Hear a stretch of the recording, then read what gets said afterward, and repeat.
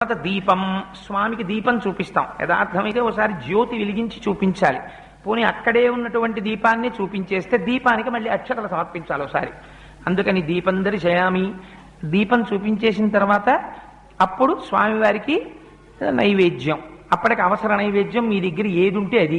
ఒకవేళ ఏదీ లేదనుకోండి, బాగా జ్ఞాపకం పెట్టుకోండి ఒక విషయాన్ని.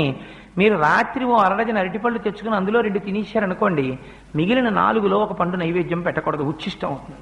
ఎంగిలి నైవేద్యం పెట్టకండి. అదేంటంటే ఆ 4ని తినలేదు కదా అంటే కుదరదు.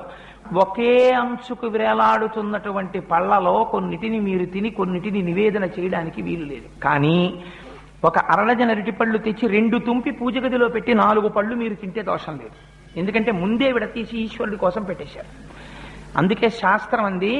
మరి ఇలా ఒక్కొక్క రోజున ఇంట్లో అసలు ఉచ్చిష్టం కాని పదార్థం లేకపోతే మరి నివేదన ఎలాగా అంటే శాస్త్రంలో రహస్యం ఏంటంటే